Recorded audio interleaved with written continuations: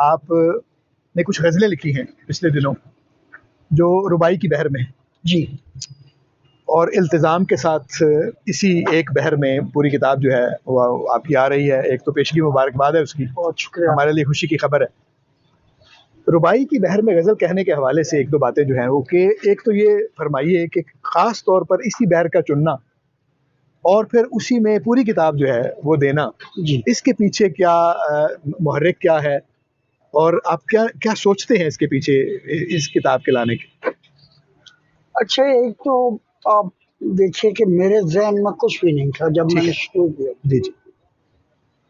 और ज़ाहिर है सैल पसंद है हम लोग, तो ला हौला वला कुव्वता इल्ला बिल्लाह का जी हाँ। बहुत ज़्यादा आसान था, जी हाँ, सीधा वज़न है वो।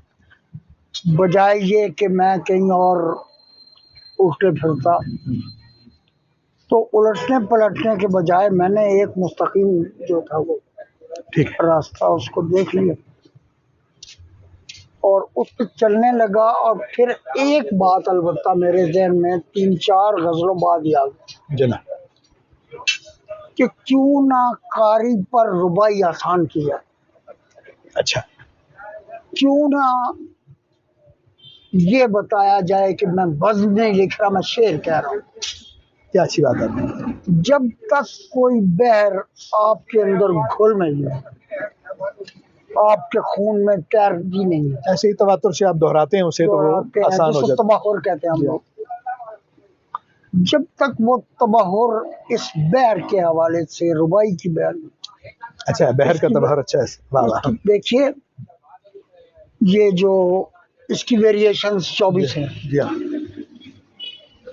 मैं इस्तेमाल कर सकता था मुख्तलिफ गज़लों में, ज़रा एक ही गज़ल में से नहीं हो सकती, वो तो बेवज़न हो जाएगी, लेकिन मैंने नहीं किया।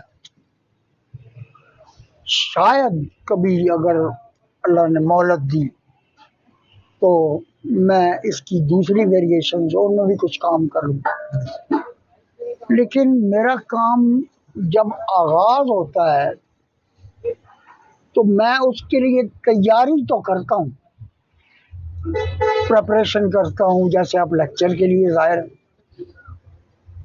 कि एक तहजीबी जिम्मेदारी भी, लेकिन मैं प्लानिंग नहीं करता। ठीक है, प्रिपरेशन में और प्लानिंग में फ़र्क, बहुत फर्क। बिल्कुल सही, यानी मंसूबाबंद किस्म का काम नहीं है। वो नहीं। हाँ।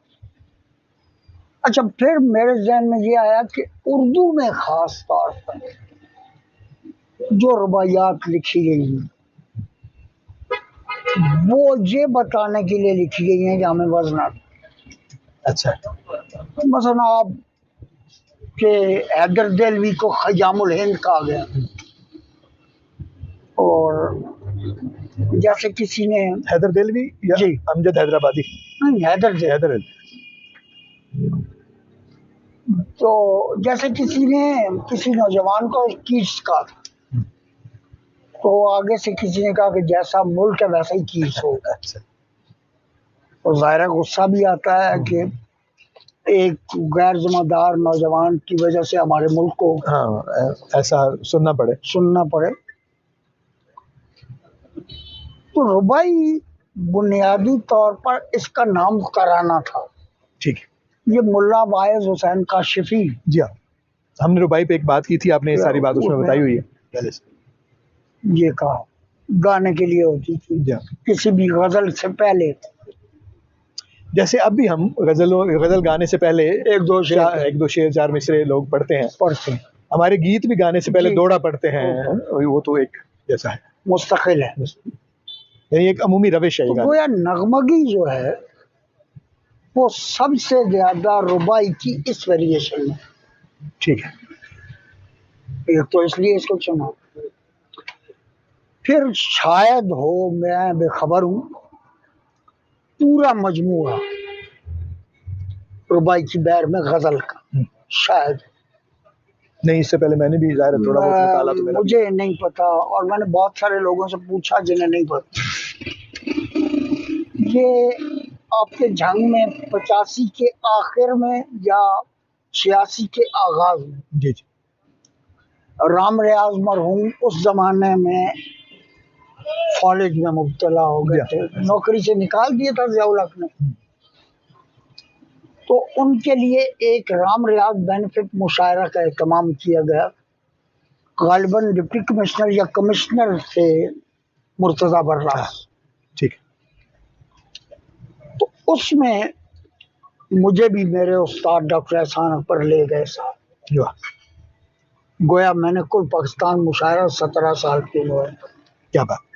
और वो भी उस जमाने नदीम साहब सदारत कर रहे थे और मुनीर नियाजी, शहजाद अहमद, ये सारे लोग जो थे। और उस वक्त जवान शायरों में नजीब अहमद, खालिद अहमद, अली अकबर अब्बास, और जो बच्चा पार्टी थी उसमें अली असगर अब्बास और मैं, इकबाल साजिद भी थे। मुशायरा हुआ, अच्छा हुआ बहुत। तो उसके बाद इकबाल साजिद ने कहा कि कोई मिसरा लगाए तो 100 रुपया उसमें। वो मैंने पूछा तो खालिद ने कहा कि ये बकवास करता है और जो भी मिसरा लगाओ ये रद्द कर दो। मिसरा रुबाई की बहन में, अच्छा, बारिश के खराबे में खुले सर निकले। बारिश के खराबे में खुले सर निकले, ये मिसरा था। अच्छा, क्या पता क्या धमाका सा हुआ। तो मैंने उन्हें कहा कि 100 रुपये नदीम से पाओ। उसने कहा तुम दो। तो मुशायरे से हमें 300 रुपये मिले लिफाफे में। बड़ा पैसा है। हाँ जाहिर है, 85 में 300 रुपये बहुत बड़े। वो मैंने नदीम साहब के हवाले किया, उससे भी कर दी कि अगर मिसरा ठीक हुआ तो 200 तुम्हारा, अगर मिसरा ठीक ना हुआ तो 200 मेरा। जब नदीम साहब को दे दिया इमानत के तौर पर, वो कहने का मिसरा रखो। मैंने कहा मिसरा मैं कह चुका हूँ, नदीम साहब को सुनाता हूँ। उनसे इजाजत लेके मैंने मतला सुनाया कि बारिश के खराबे में खुले सर निकले, मट्टी के परिंदों को बड़े पानी। क्या बात। पहले तो उसने गालियां दी तो ये तुम्हारा हो नहीं सकता, फिर एतराफ भी कर लिया और ये भी कह दिया कि तुम जीत गए। नदीम साहब ने वो 200 रुपये मुझे दे दिया और मुख्तसर सुबह ही अपनी अपनी गाड़ियों पे हम अपने अपने शहरों पे। तो मेरे पास आया और कहने लगा कि यार गरीब आदमी। मैं हंसा तो मैंने वो निकाल के 100 रुपये। तो सितम जरीफ कहने लगा कि नहीं वो भी अच्छा, अपने वाला भी तो। मैंने कहा मैं तो जीता हूँ। वो बेशक तुम जीते। मैंने खैर वो भी दे दी। लेकिन ये एक प्रोपेगेंडा भी है कि इकबाल साहब, ये लामिया सी बात है लेकिन साथ हो जानी चाहिए।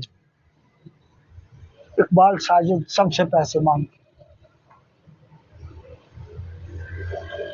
मांगता है,